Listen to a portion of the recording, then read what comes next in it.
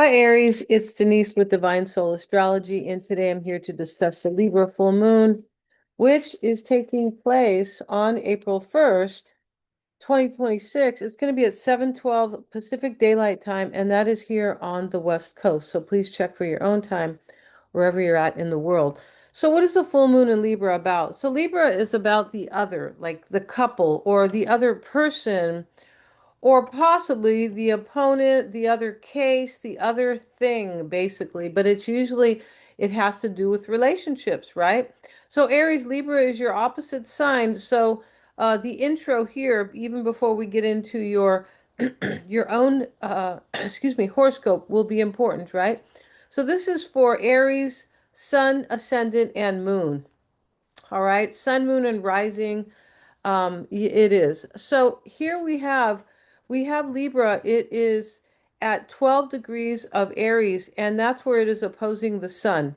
Okay, and so actually I'm sorry, we have the full moon at 13 degrees of Libra. There we go, opposing the sun at 12 degrees of Aries. So when we have a full moon, we always have the energy with wherever the sun is because it's always opposing the moon. So we have the energy now is in Aries and we have some in Pisces, right? And then we have the full moon coming in Libra. So we have a lot of and excuse me, and so the majority of the energy is there. So with the energy that's in Pisces right now and at the time of the full moon, Pisces wants us to believe in our visions and our dreams, and Aries wants us to have courage to do so. So this is what the astrology is trying to help us with, really. And the sun will also conjoin Chiron in Aries. So Aries, your sign rules courage and drive and desire and passion and action. It is, Mars is your ruler, and it does talk about, I mean, traditionally this was the god of war. So, um, but yeah, and so now we have the sun will be conjoining Chiron in Aries on the 4th, and that will be something's able to be overcome or healed. Especially as Chiron, will be conjoining the sun. The sun has to do with our sense of self. Sometimes what we are creating for ourselves, our talents, it can have to do with our career, but it is our self-expression and our sense of self and so, conjoining Chiron is the wounded warrior. That's what some astrologers will call Chiron.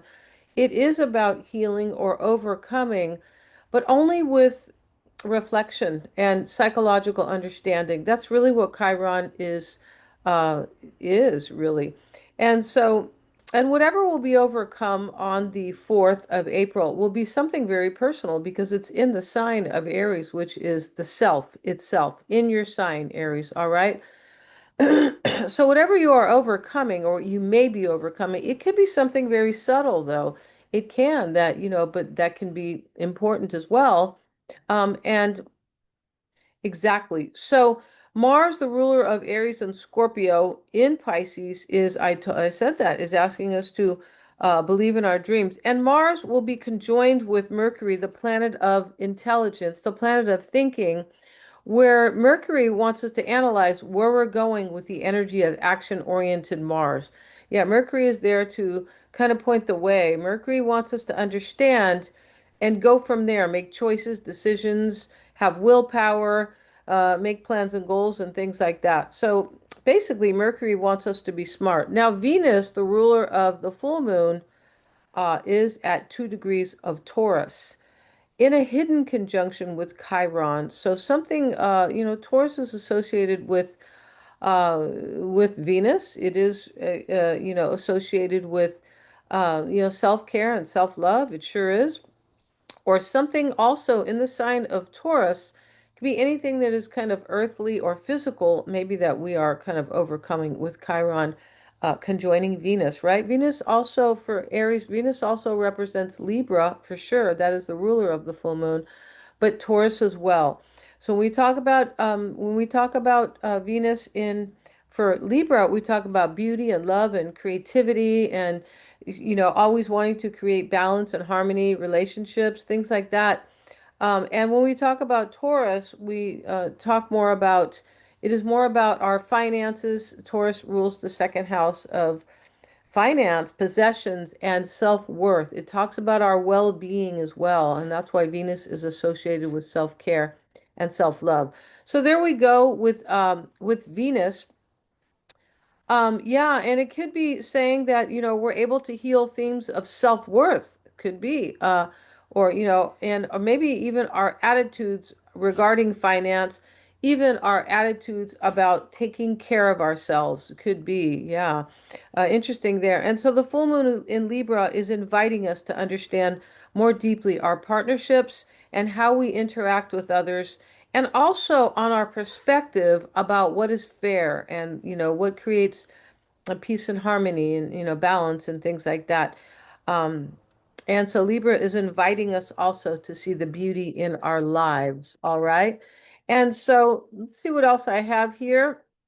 Yeah, and let's talk about the Sabian symbol for the full moon in Libra the um at the 13 degree mark here is it can emphasize a need for harmony and balance. It's right, right. But it suggests a potentiality really for intuitive leaps and the ability to transcend limitations that are affecting our relationships, any relationship really, or excuse me, or affecting how we manage our relationships or how we relate to others. All right.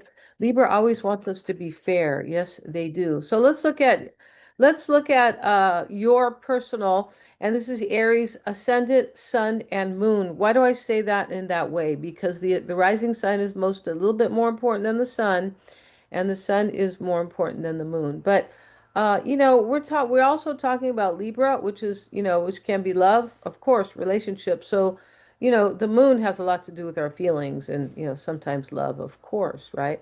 So the full moon is in your seventh house, Aries, the natural house of Libra. And this is, as I mentioned earlier, representing partnerships and how we relate and things like that. The seventh house relate to others, but the seventh house is also about our opponents, not only harmony and balance, but our opponents, if we have any, right? I mean, hopefully not, but it can be any type of opponent. It doesn't have to be somebody in court or anything like that. It could be just, you kind of don't see eye to eye with somebody. That can be the case, right? Or, or you maybe you have an argument with somebody, things like that. That is the seventh house. Because we know that Libra is always trying to balance the scales. It is associated with legal matters as well, right? And so the sun is in your sign, Aries, excuse me, opposing the full moon. We talked about that, but what does that mean, really? It means there's a conflict between our emotions and our ego, our emotions being the moon and the sun being the ego. So this is a divine feminine versus a divine masculine. That's what the full moon is about. But it wants us to merge both of those energies. It sure does. So we can have a better situation. An opposition is, come on, let's bring this together. We can create something better if we are able to sometimes compromise, but to able to kind of use the energies of the sun and the moon.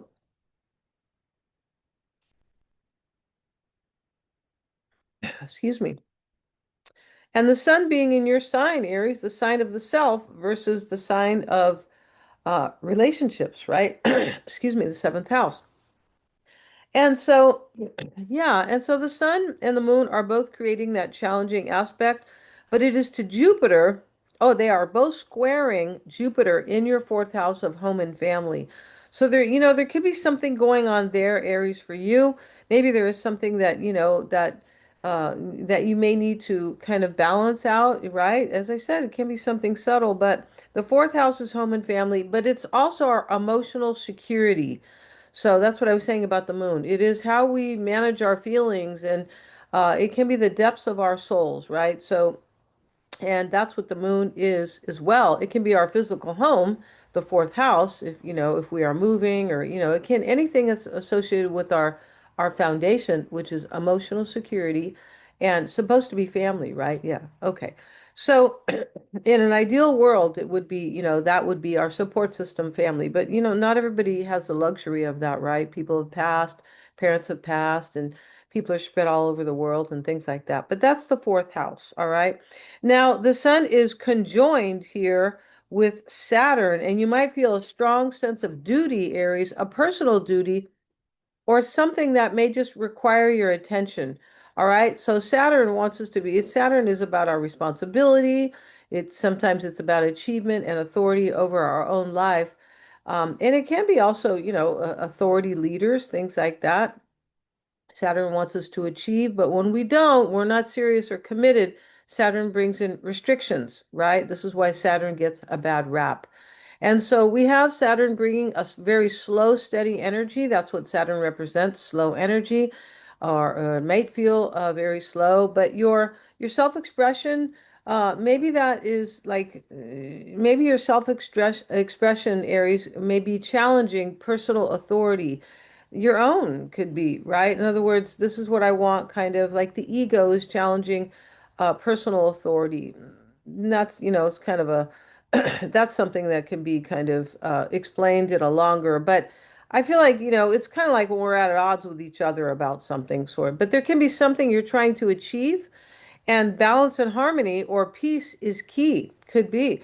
There's this is very temporary. The sun moves so quickly, right? And out of that square, a square is always a challenging aspect that really it's a challenging configuration where the square is a 90-degree it's a 90-degree aspect, but the square puts tension like the opposition, but the square typically makes us take action.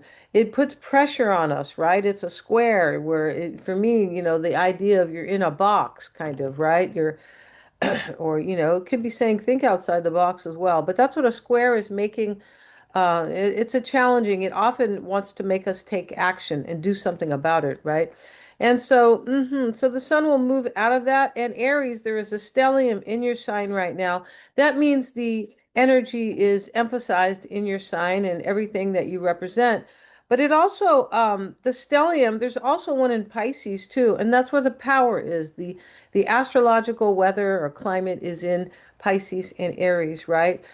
Setting the stage for something new and something ending. Pisces represents what we want to let go of. It does. I mean, there are other things as well. It represents transcendence. And when we transcend, we let go of the fears. When we overcome spiritually, we let go of fears and doubts and personal limitations we have put on ourselves. Pisces does represent dissolution, the water, right? And so Mars is conjoined with Neptune, with Mercury, the planet of information, showing you what it could be showing you what you need to dissolve, possibly. Could be what you need to let go of. And, Mercury wants you to understand, it wants you to be smart about things. And Venus is also supporting you from your second house of finance, Aries, and well-being. Venus rules the second and the seventh. Um, yeah, and so. Yeah, Venus is supporting you there, offering protection for love, happiness, and material comfort. It sure is. Can help you in your relationships as well.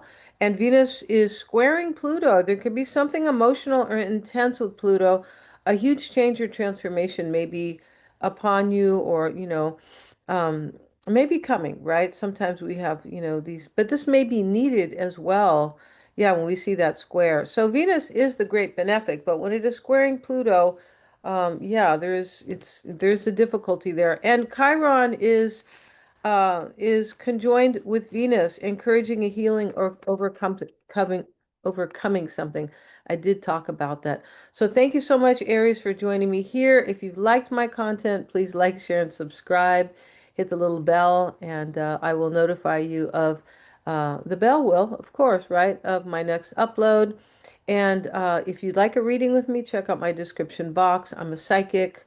I do tarot. I have all kinds of astrology readings on my website. So check that out, where you can find that information there. Thank you so much.